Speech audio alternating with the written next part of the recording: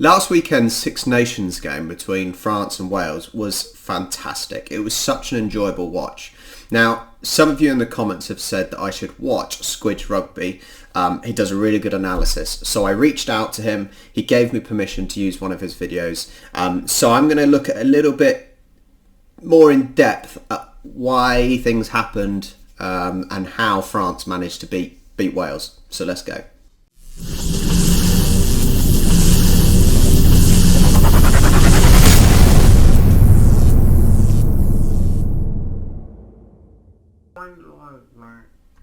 I've never wanted the rugby match I was watching to be a great game less. Big time decides in rugby are normally more tense and tight at the expense of flashy and fun. It's intensity over all else as titles swing on the smallest of errors. This year's Six Nations finale, however, went so much further. Saturday's encounter between Wales and France was close enough to containing everything anyone could possibly want or enjoy out of rugby. This was a match nearly as good as the sport can possibly produce, an occasion packed with every kind of spectacle, causing those from all Six Nations and way beyond to experience a wider array of emotions with Peter Steptoe watching a Pixar marathon. And bearing in mind, I don't know much about rugby, this game had me gripped. It was brilliant. God knows how many thousand rugby matches in my life, but this stands as not only the second toughest to take as someone emotionally invested in Wales, but once separated from the heartbreak and eternal feeling that the next Grand Slam might be 30 years away, one of the very best. It's a game with everything, and it had all of it at least twice. The high-scoring, attacking-minded rugby didn't come at the cost of tension and tightness, at drama and defence. We got the adrenaline of a goal-line stand, something no other sport can possibly produce. We got touchline conversions. We got Antoine Dupont finishing a 50-metre beauty. We got it all. So what parts did either team play in settling the season? How did Wales put in their best performance of the Pivac era so far, possibly? And what did France do to stop the slam? I don't know about anyone else with Welsh blood, but ever since full time, I've had endless scenarios in the final few minutes running through my head. My brain putting the whale into Wales. Every few seconds stood another turning point, a sliding doors moment that might have kept the proverbial shut for France's final try. And maybe that's the best way to do this, to tell the story of the match through the assorted traumatic trace memories that will be flooding back to everyone in red in the middle of the night for some time yet to come. And I don't know about you. That last 10 minutes was insane because, bearing in mind, Wales were 10 points up. There was about 8 minutes left, and they were only one man down, I suppose, because obviously France had already had a red card, so they were only one man down. At the time, I thought they were two men down, but looking back at it now, it just had that sense that they're not going to keep that 10-point lead. There was just that, I don't know why, but 10 points is a big number. And you just knew that France were all of a sudden piling on the pressure and they were not going to keep that 10-point lead. You lot, but honestly, trust me, this helps. Or at least helped me try and get over it. It's like therapy, except our privately educated... I still think that's awesome, the way they give themselves a tunnel. Moment number one, stop millimetres short. France hit up Gelange on a short ball, only for him to fumble forward as North absolutely lines him up. Vakatawa turns to his teammate instead of playing to the whistle, and Sheedy can come away. Liam Williams is way out wide, and he weighs up the pass, taking his time until Penno comes up to Mark Williams, allowing Sheedy to welly it into the space where he should have been stood, instead of looking for touch. Listen. Squidge, mate, this is in depth. People have been saying, watch your videos, because I will learn. Who the hell was looking at that French player putting his arms like that, not playing to the whistle? Even in football, it's basic that you teach children you play to the whistle. Like, who has even looked at that and thought that? That's incredible. And then the player that's really interesting. This allows Dulon to take the ball on the second bounce and launch a counter-attack. This, not kicking for touch, is typical of how Wales kicked all match. Perhaps the smartest thing about this Welsh campaign has been how they've adapted their kicking strategy game on game, knowing Dan Biggar and Callum Sheedy have broad enough boots to change it up each week. Against England, they kicked infield to prevent them launching off their line-out, as is Eddie Jones' ideal. Against Italy, they kicked the territory, knowing the Garbisi gang become exponentially worse every metre they get closer to their own try line. Against Ireland, they kicked in a very Gatlin manner, because they were more comfortable without the ball than with it. And against Scotland, they realised their kicking strategy wasn't working, so brought both half-backs off at the 45-minute mark to change up the boot-based tactics and in turn change the game completely. But against France, they kicked with a huge element of risk. In Paris, Wales kicked to pressure and manipulate, perhaps the best example coming in the fittingly frantic first play. Wales go backwards 2 phases in a row, so Biggar slots into the pocket and hangs it, essentially aiming for the huge cross on the pitch here. This gives North and Rees-Zammit a really clean target to chase, but also good as hits the spot where each French back has to run the furthest to cover it. Teddy Thomas is closest, but taking high ball running backwards is hugely risky, so Dulon has to cover about 30 metres to get under it. This doesn't give him time to adjust the 2 Welsh chasers, and he knocks it on. This is what Wales are hoping to do, to pull the French backfield out of place to cause errors. However, it can also cause a huge amount of self-damage if not done properly. After the clearance, Sheedy hairs it up and disconnects from the rest of the chase slightly, giving Dulon an opening and leading to both a break and the eventual yellow card defence by Liam Williams. It's a tiny break off from the line, but if your chase isn't perfect when kicking like this, it's a huge problem. And moments after Biggar's pinpoint kick, Gareth Davis tries a chip that isn't as on. Jalabert's dropped into fullback position and considers the counter-attack before thumping it back after spotting Wales haven't got much. Just gave the ball back, and then in the end France got all the territory. You guys keep telling me they kick for territory. And they do that over 10 phases. They make it up to 22 before managing to promote the penalty that eventually leads to their first try, a product of an incredibly well worked move. So he points out there that one failed kick by Wales has done so much damage. One poor kick. And you think, by that one poor kick, the front has gone straight to the France player, and then actually they've been able to get the territory because they did a better kick. It's fantastic, this guy, how he can see what's going on. Now, maybe that's just because he loves rugby. And I would like to think I can do the similar in football, where I can analyse what's going on, and point out things that someone else might not realise. But I'm impressed so far. It's such good analysing. For years, Josh Navidi has become one of Wales' real weapons. Whilst he's useful with the ball himself, his major attribute is his amazing ability to cancel out opposition threats. With the likes of Billy Van der Poel, David Pocock, Michael Hooper, Tom Curry, Sia Khaleesi, Dwayne Vermeulen, whoever else, basically any other world-class back row you want to name, having amongst the quietest games of their career when opposite Navidi, because he's so good at targeting and silencing other back rowers. And so, a chunk of his job on Saturday was to stop Gregory Aldrit in a similar manner to how England employed Charlie... No, don't tell me. Brown? Bucket? No, he played for the Twins, didn't he? It begins with a B. Charlie Barkley? Charlie Hop? No, that's a different guy. Charlie. That's how they use Charlie. The only problem is that he is so good at cancelling out others, he's kind of developed a reputation for it. And so France worked out a plan to cancel him cancelling anyone else out. Navidi is located at the back of the line-out, so he can easily split off and hit any big ball carriers early. Paul Willemse begins in the middle of the line-out, being a jumping option, but once the ball is in motion, he jogs round to just tug and grapple slightly with Navidi. He just makes sure he's on the outside of him, so Navidi has to run round him, taking an extra split second to get into the defensive line. This fail-safe taken care of, France can now focus on opening up the defence as a whole. How fantastic is that? And as I said, what I'll do is I can relate this to football, and these sort of things happen in football quite often where, for example, corner kicks, when there's a corner, and quite often you have a player marking the goalkeeper. Well, you can't actually do anything to the goalkeeper. You can't obstruct him, you can't cause any problems with the goalie, but you can get in his way so that he has to go around you.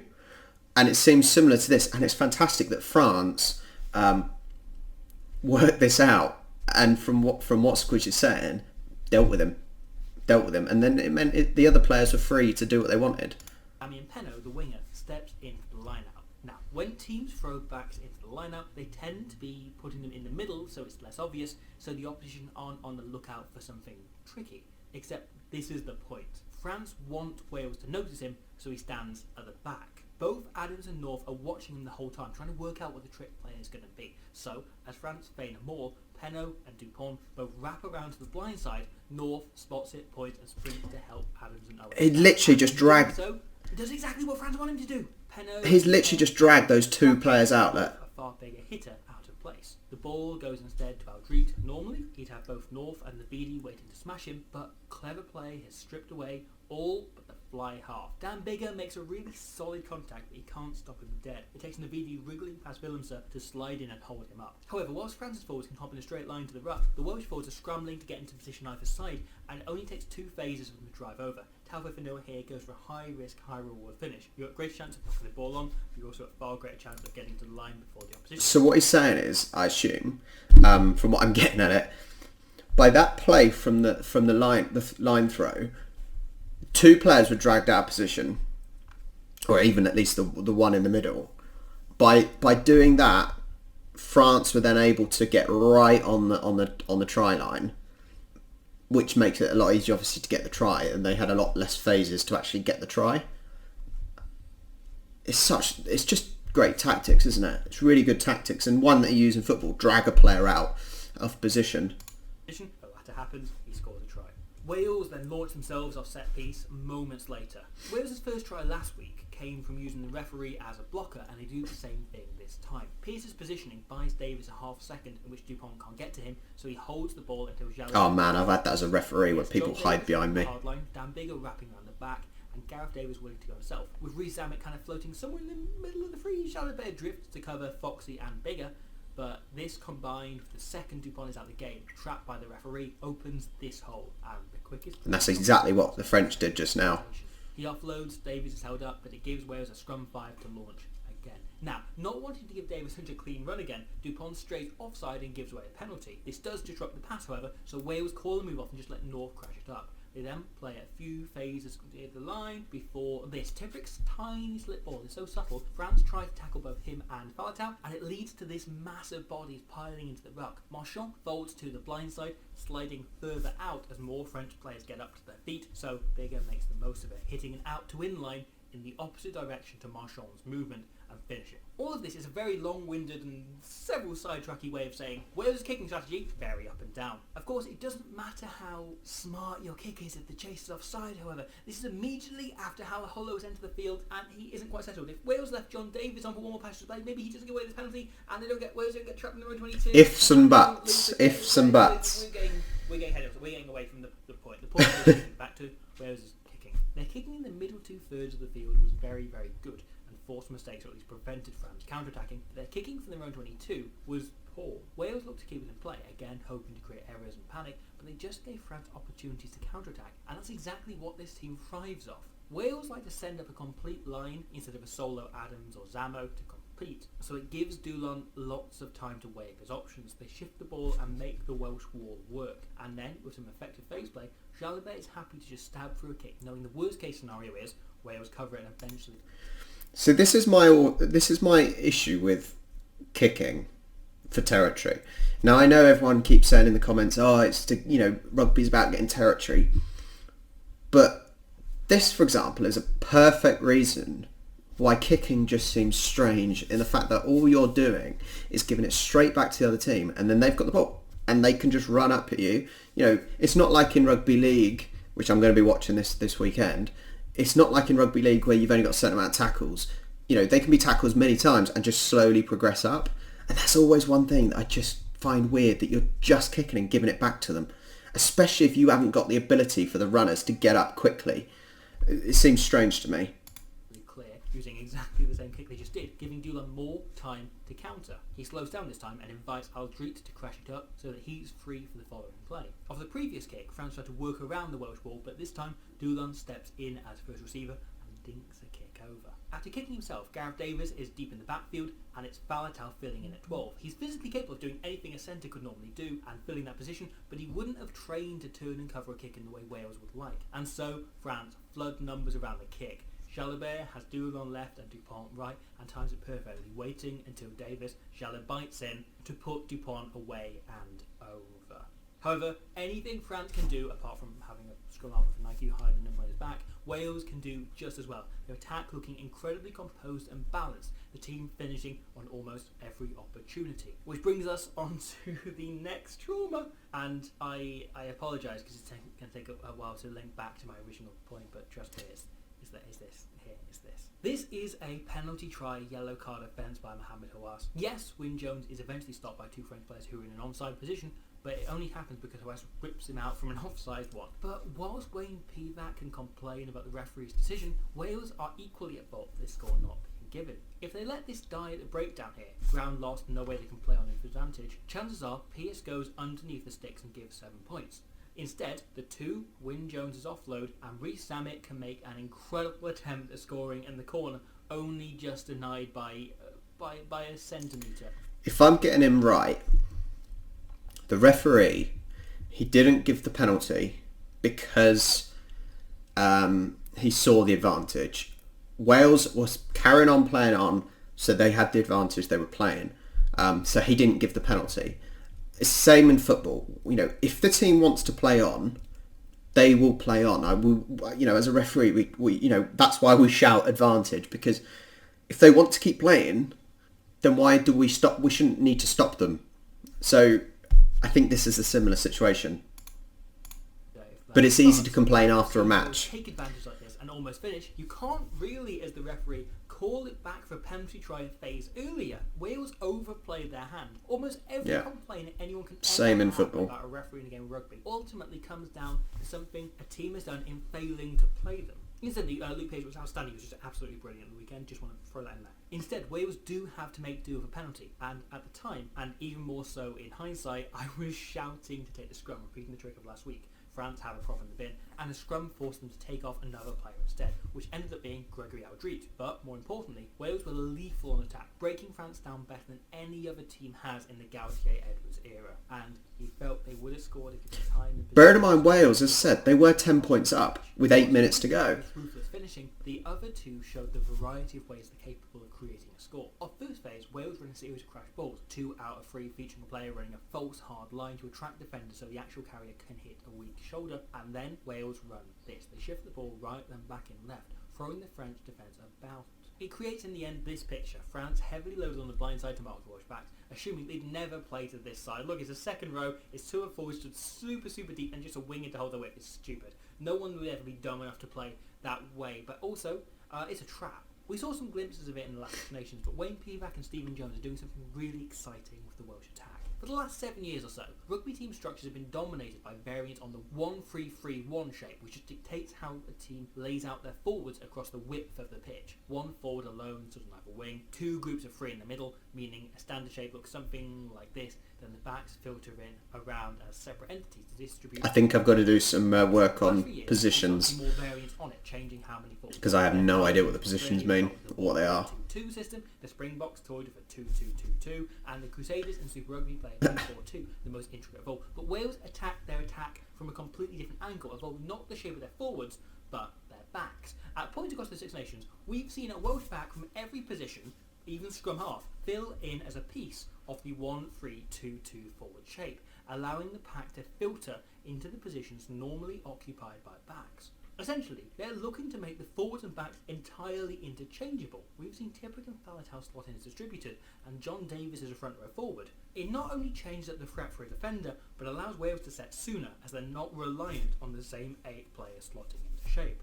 The strengths of this are evident in almost every try they've scored this championship, but there are weaknesses too. After Wales hired Reece Zammit to give him a great first phase carry, they start using the likes of Davis and Adams in forward pods, altering the shape, but whereas stricter shapes would force Tipperick to commit here, instead he assumes the ball is safe and drifts out into the back line, only for Paul Willemse to come away with the ball. This is the risk you're running, right?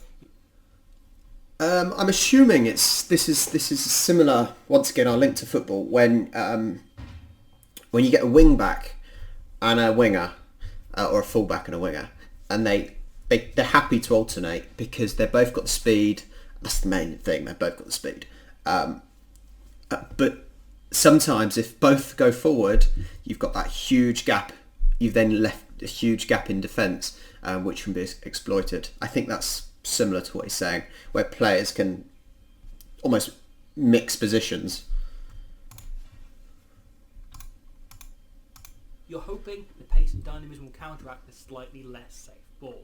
Their attack is still a work in progress, but it's come far enough that they can craft a try from this. The kind of pitch that rugby fans see and assume is going to be a major loss in ground and momentum. PVAC's Wales are trying to remove the distinction between forwards and backs, but the opposition aren't so free thinking. So Vakatawa and Penno see this as two smash-bass forward lumpheads well behind the gain line and fly up to batter them. The kick isn't even a consideration. It wouldn't go through their heads until after Tipperic's already made it. Penno has oversold himself trying to mark the space, and instead it goes into the area he'd normally be covering. Adams, as such, beats him to the ball and puts a lovely touch in field to Williams to regather, who then offloads to the man himself to finish and score.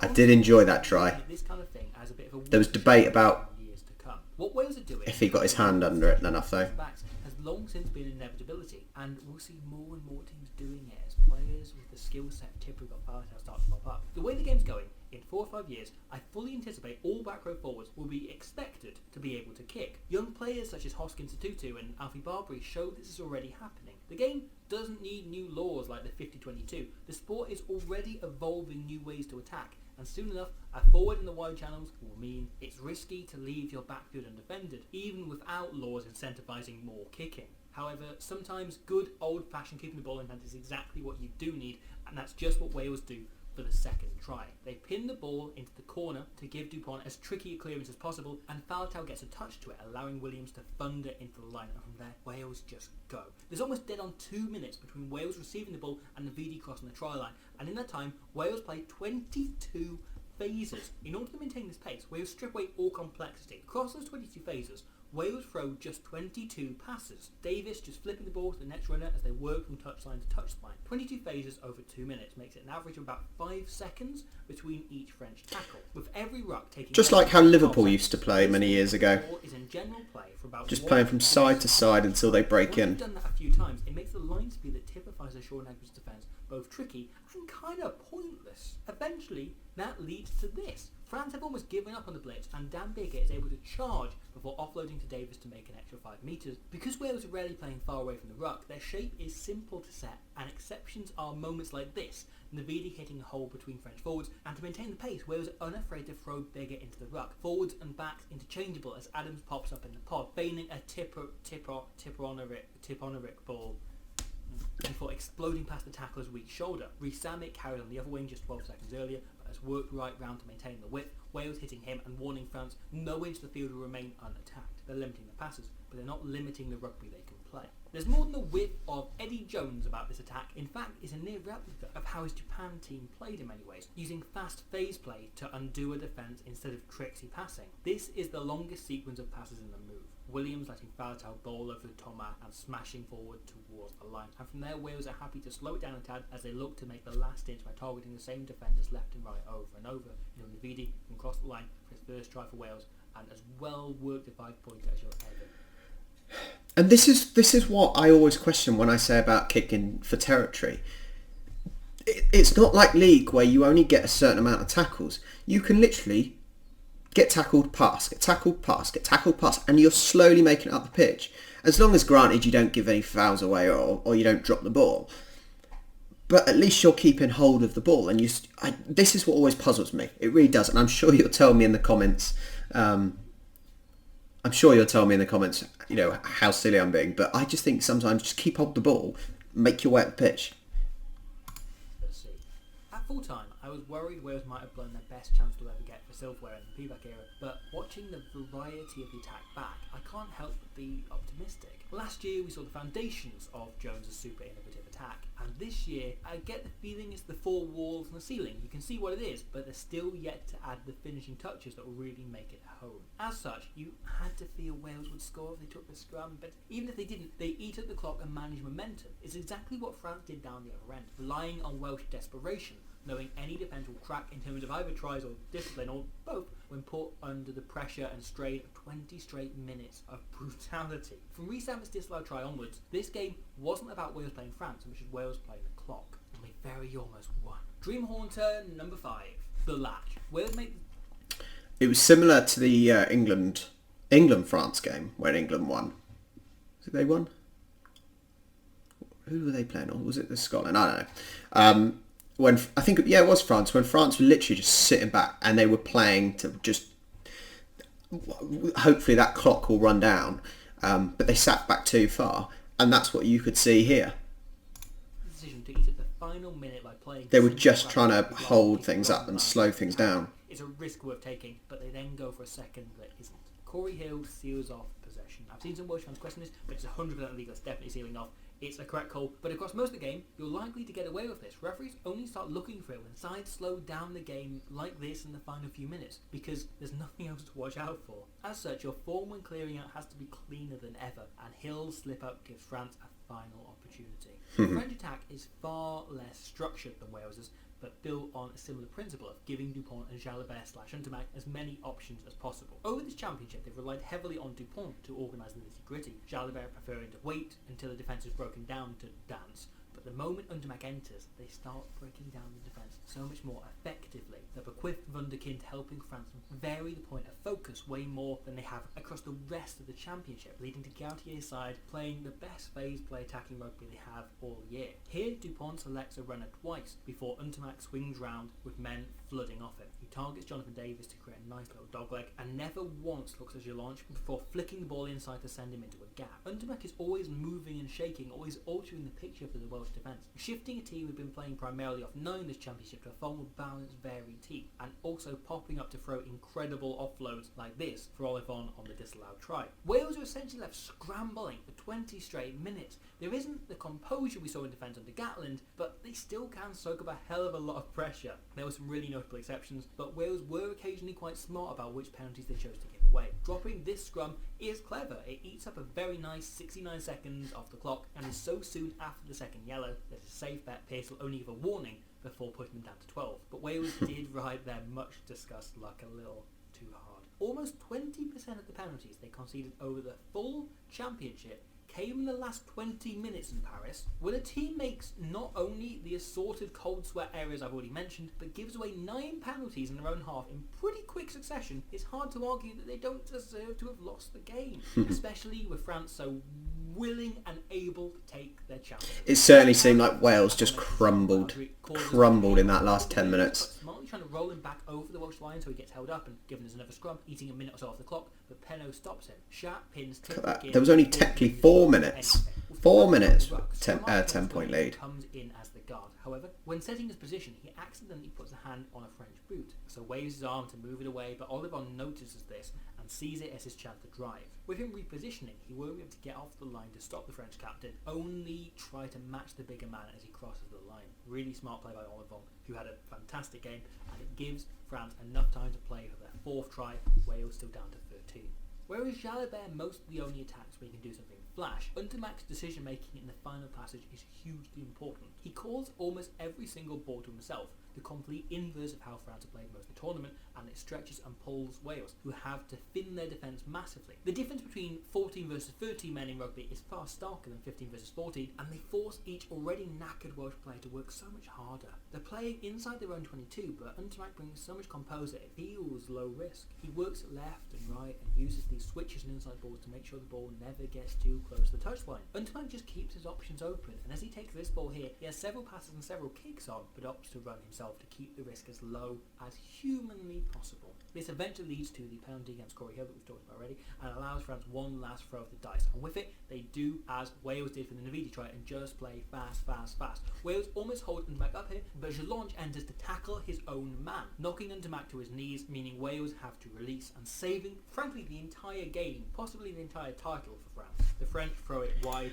And I'm pretty sure at this time they knew the clock was running down, and I'm pretty sure Wales were doing everything they could to keep the man up. And I know that's the tactic, obviously, because obviously as soon as the player goes to the floor, the ball has to be released. But they were doing everything they can to try and keep him standing up so they can pinch the ball off him. But that's a fantastic point. Like, amazing that Squidge guys has pinpointed that the French player went in to take his own player down to the floor so he could release the ball. Immediately. Dulon stepping in at 10 was Untermac his game back up to his feet, but the moment he is back up to his feet, he takes over again. With his team so close to the line and Wales 2 men short, he shouts and screams at his pack. He calls all forwards into this gap in the middle of the field and all the backs to get right out wide, right out on the touchline. He can see it. They only need one more phase to open this defence up. Wales are expecting a couple of phases, but after a fast first crash, Untermatt calls it to himself once again. And then the space opened up. Side 2 men down, Wales have run out of width, and this pod holds Tipuric just long enough to exploit it. Then the work of the backs is beautiful. Untermatt has to just ship it on, but both Fiku and Van Sop realise their lines are wrong. The temptation of many centres would be to throw the ball wide to Dulon straight away, but if so, the chances are 50-50 on Williams and North smashing him into touch. Instead, what Fiku does is incredible, it's brilliant. He slows down and drifts back inside, straightening the line so North can't afford to drift himself. This, in turn, means Williams has to stop and watch Van Son, meaning the 13 can free Dulon. Fantastic, and then there's the space for him to run into. France are a team powered by batshit, but having the country's three most sensible backs in sequence is what makes this score. It's also a great sign of what France can be. There was something frequently ramshackle and too open about their blur this tournament, but in Untermatt, Van Sar and Fiku, combined with the hard graft back row of Aldrit, Gelange and Olivon, they have a core of common sense to get them through the moments where someone does something silly or Dupont's improvisations aren't enough. I increasingly feel France have no interest in building an all-round strategic game, but they do have players with enough rugby intelligence to do that part of the coach's job for him, so he can be left to do the important business, like defending eye gouges or catching COVID. Because COVID has given us a bizarre but very welcome end to this Six Nations. The postponed game not only gives us a weird ending to Super Saturday, with the title still undecided, but also likely changes the outcome. If France knew, say, they had to beat Wales by 3 scores, did they play this final quarter differently? If they knew there was no way they could win the title, did they kick the point to get back within 7, not desperate for the bonus point? Wafflegate gave us a really unique end to the season, but I think those of us who are rugby fans before Wales fans would say we wouldn't swap it for the world. This was a Six Nations that was played in front of no fans, and yet it finished in a manner that will remain in the minds of all of us for decades at least. I am so impressed with the analysis. I think it was Robbie who's Squidge. Guys, if you don't already, subscribe to his channel for starters, because the amount of time he must put into making his videos, did the in-depth analysis. I just wish they did this sort of analysis, in football, instead of the pundits saying stupid stuff, trying to create controversy just for the TV. Having an analysis like this, pinpointing everything that a player could have done, or how he actually did it. The analysis is amazing. And as I said, it must take him such a long time to do it. And I clearly, from the recommendations for me to watch it, a lot of my subscribers clearly appreciate his effort. That's fantastic. Just, it's hard to explain, but the in-depth pinpointing, like at the end where he noticed the French player calling the other players in and keeping the wingers out wide. Little things like that probably wouldn't get picked up on, but actually made the difference. It's the small things that make a huge difference. Anyway, guys, I hope you enjoyed. I am going to be doing a watch along later on today for the 8 o'clock game, the decider. Can France win the Six Nations?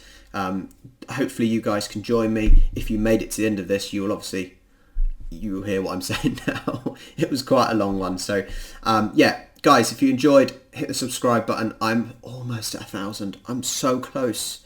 I can just taste it on my tongue. Like, share, subscribe, and I will catch you next time.